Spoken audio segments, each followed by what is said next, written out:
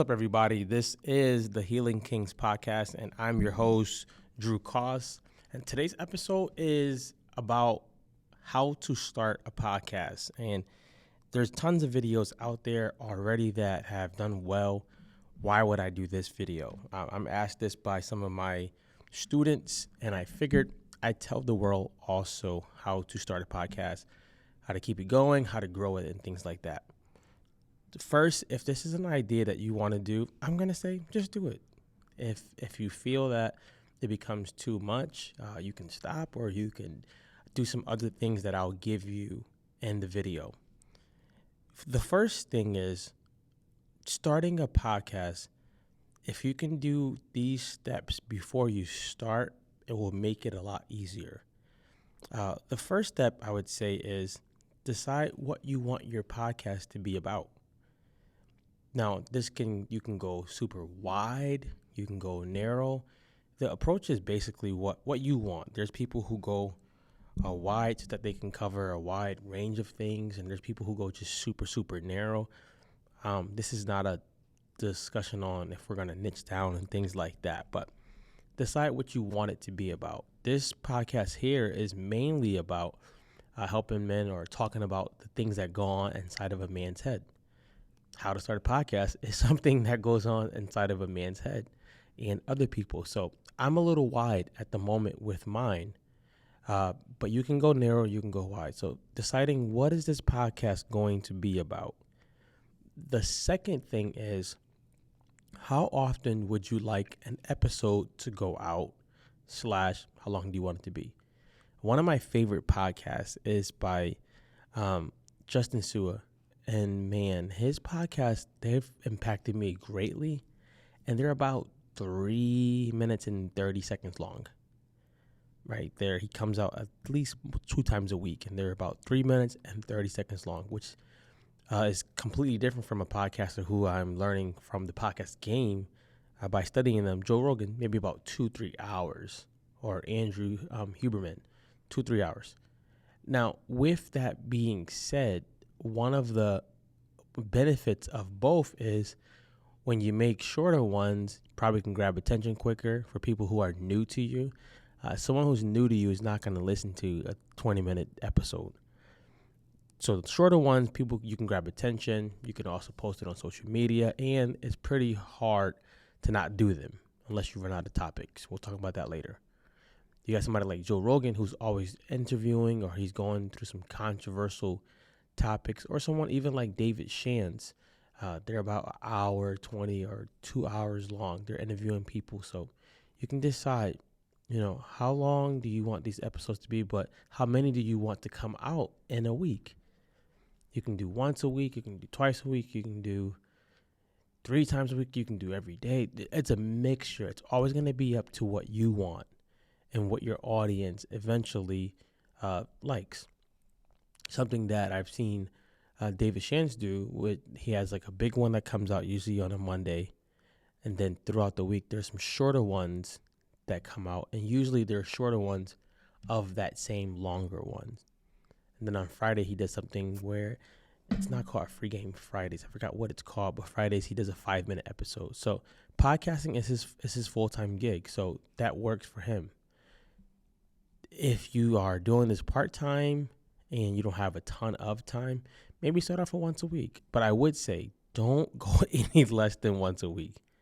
If you're going to do it like once a month, I'd say just wait. Which brings me to my next point. Before starting, you got what you want it to be about, how many episodes do you want to go out a week, what barriers do you need to think about before you start.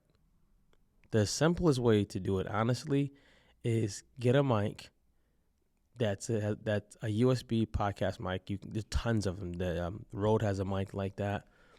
The one I'm using right now, this Shure mic, this is plugged in right now into my phone. I'm not at home. This is plugged into my phone. There's a cord that goes straight from the mic to the phone. There's tons of mics, but a mic that allows you just to get started. You can get started by using just your mic and just your video and your camera, or you can get started with using your mic and using voice memo on your phone, or whatever podcast host you want to go into.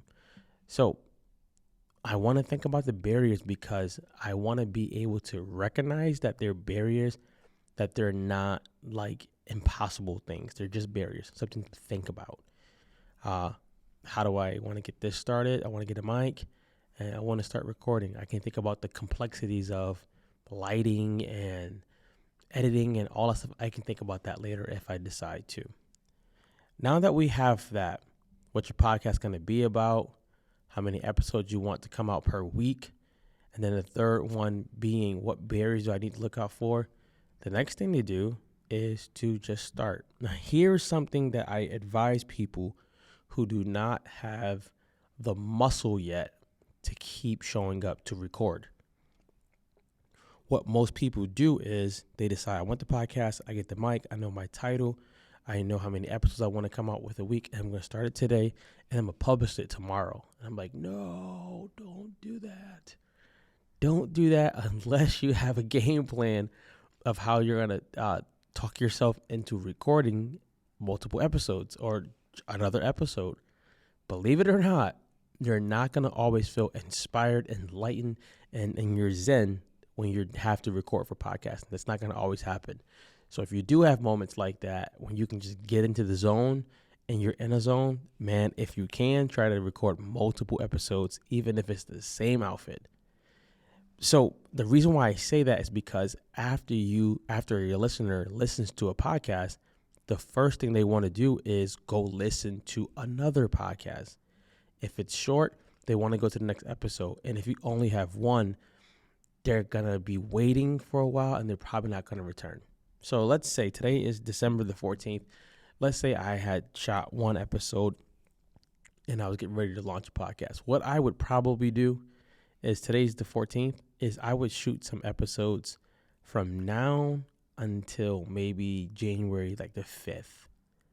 And I would launch the podcast the 15th or the 14th of January. Why would I do that? I want to build a good amount of episodes first so that when they do come, they have some more things to binge on. Or when I do start it, I can kind of start getting into a groove and finding out my style of podcasting.